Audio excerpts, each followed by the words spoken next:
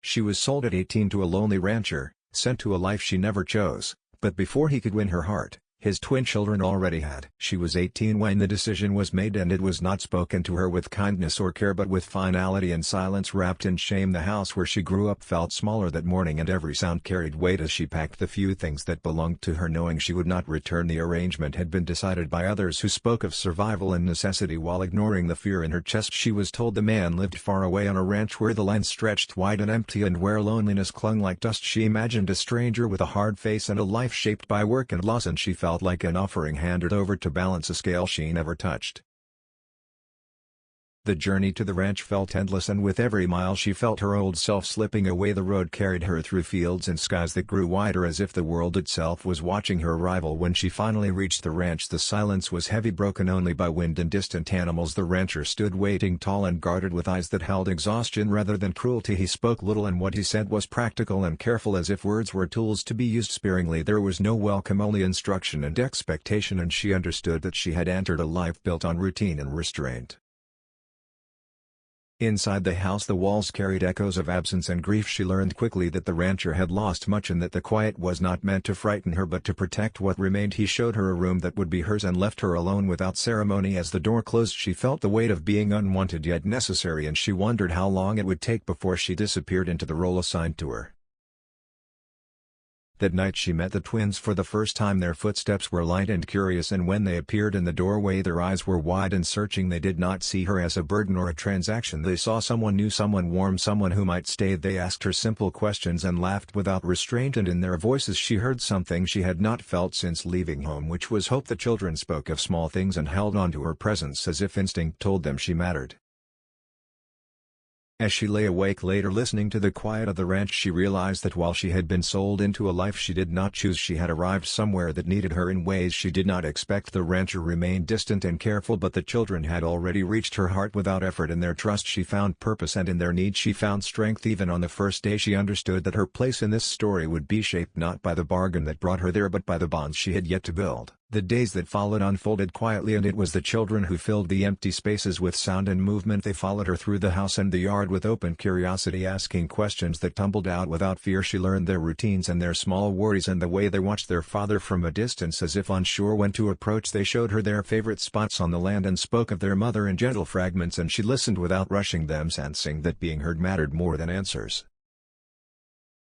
She cooked simple meals and helped with lessons intended to scraped knees and restless nights, and in doing so she became something steady in their world. The twins trusted her, easily holding her hands and leaning against her side as if she had always been there. Their laughter softened the house and brought warmth to rooms that had long been silent. She saw how deeply they needed reassurance and consistency, and she gave it freely without realizing how naturally it came to her.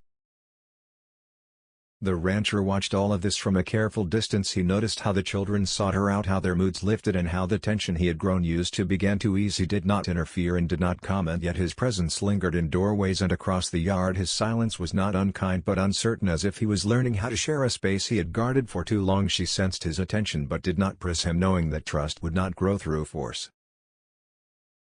As the children grew more comfortable, they began to speak openly of their fears of being left again and of nights when the house felt too big and too empty. She answered them with patience and honesty, promising only what she could give, which was presence and care. In return they offered her acceptance that did not depend on obligation or title. They saw her not as someone bought or assigned but as someone who chose to stay each day.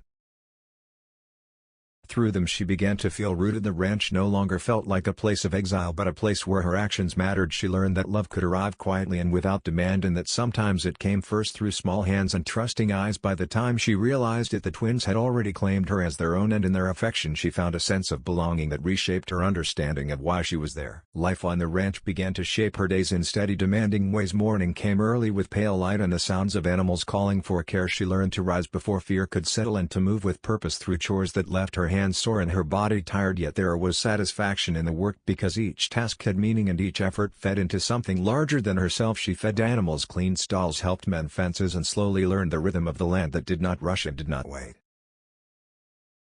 The twins stayed close as often as they could, eager to help and proud when she trusted them with small responsibilities. Together they turned work into moments of laughter and shared triumphs, and the ranch began to feel alive again. Their joy spilled into the open spaces and followed her back into the house, where meals became warmer and evenings less quiet. She taught them simple routines, and they taught her where the land bloomed after rain and where the wind sang loudest at night. The rancher observed these changes with growing awareness. He saw how the workers responded to her calm strength and how order replaced tension without command. She did not demand respect, yet it followed her naturally because she listened and acted with fairness. Even the animals responded to her steady presence, and the ranch seemed to breathe easier under her care. The rancher found himself relying on her without admitting it, trusting her judgment and noticing how much smoother each day became. She did not speak of her past and did not complain about her present. Instead, she focused on what was in front of her, choosing effort over resentment and kindness over bitterness. In the quiet moments she wondered how she had adapted so quickly to a life she never wanted, yet with each passing day she felt less like a visitor and more like a foundation holding something fragile together. At night, when the twins slept soundly, she would sit near the window listening to the open land and feeling a sense of calm she had not known before. The ranch was no longer just a place of obligation, but a place where her presence mattered, where her work had visible impact, and where her care created stability. Through labor and patience she carved out a sense of worth that no bargain could erase. Without realizing it, she had begun to transform the ranch and herself. The loneliness that once defined the land was slowly replaced by routine, warmth, and shared purpose, and though the rancher had not yet spoken what he felt, his eyes followed her with new respect, seeing not a burden but a woman who had become the heart of his home. The change within him crept in quietly and without permission. It surfaced in small moments when he returned from fields and found house warm with voices and light. It appeared when his children ran past him laughing, no longer weighed down by silence that once followed them everywhere. He told himself this was practical improvement, that order had been restored, yet his chest tightened whenever he imagined her absence, and the truth unsettled him. He began to notice her in ways he had not allowed himself to before. The strength in her movements, the calm patience in her voice, and the way she met difficulty without complaint stirred something long buried. He had built his life on endurance and restraint, believing that feeling deeply only led to loss, yet she disrupted that belief by existing fully, by giving freely, and by asking nothing in return. Her presence forced him to confront how lonely he had truly been.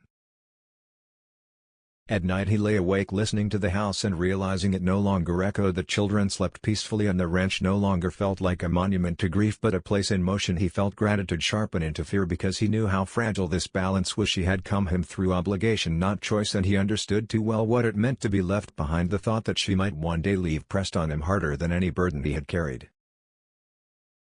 Jealousy surprised him when he saw how easily the children clung to her and how instinctively they sought her comfort. He had never blamed them for distance between them, yet he could not ignore it, watching someone else become their safe place. At the same time, relief followed close behind because they were happy, and that mattered more than his pride. The conflict left him restless, torn between admiration and guilt, desire and restraint. He began to speak to her more often, asking her thoughts, seeking her opinion, and listening in ways he had forgotten how to do. Their conversations were simple but meaningful, grounded in shared responsibility and mutual respect. He found himself waiting for her presence, noticing the way the house felt emptier when she was not near and fuller when she returned. This awareness frightened him because it meant he had something to lose again. Slowly he understood that she had given his family something he could not provide alone: stability, warmth and emotional safety. His children loved her without hesitation, and in their trust he saw evidence of her worth. The realization struck deeply that she had already become essential and that his feelings were no longer something he could deny or control. He stood at the edge of change, knowing that to move forward he would have to face his grief and his fear. He had to choose whether to remain guarded or to risk opening his heart to the woman who had quietly rebuilt his home without speaking it aloud. He knew truth had already taken root and that his life was no longer defined by loss alone but by possibility of love waiting to be claimed. The moment of change arrived without warning, carried on urgency and fear. When a crisis threatened the fragile peace she had helped build, a storm tore through the land, breaking fences, scattering animals and forcing the ranch into chaos. She moved without hesitation, guiding the children to safety, working beside the hands and standing firm when exhaustion pressed in. Her resolve held everything together, and in the midst of the turmoil she understood how deeply she belonged to this place and how much it would hurt to lose it. When the danger passed and quiet returned, the truth she had avoided rose to the surface. She had come here without choice, yet stayed because she cared, and now she faced a decision that was finally her own. She could leave with dignity and independence, or remain in a life that had grown roots around her heart. The weight of that choice settled heavily as she prepared to speak, knowing whatever she decided would shape all of their futures. The rancher found her as the Sun Lord over the land, and for the first time his guarded silence broke. He spoke with honesty and humility, admitting his fear, his gratitude and his feelings. He did not speak as a man who owned her or owed her, but as one who needed her and respected her. He asked nothing more than the chance to choose one another freely and to build something real together. She listened and felt the truth in his words and in the way he stood before her, vulnerable and unsure. The children watched from a distance, their hope clear in their eyes, and she understood that love had already been written into their lives through shared days and quiet devotion. She realized she was no longer the girl who had arrived frightened and unsure, but a woman who had shaped a home through courage and care. In that moment she chose not out of duty or fear but out of love and belonging. She chose the children who had trusted her without question, the land that had given her purpose, and the man who had learned to open his heart because of her. Her choice transformed the bargain into a bond and the ranch into a true home. The future unfolded not as a promise of perfection but as a shared journey built on mutual respect and affection. She was no longer sold or claimed but chosen and choosing in return, and in that freedom she found everything she had once believed was lost: a family, a place and a love that grew from patience and truth.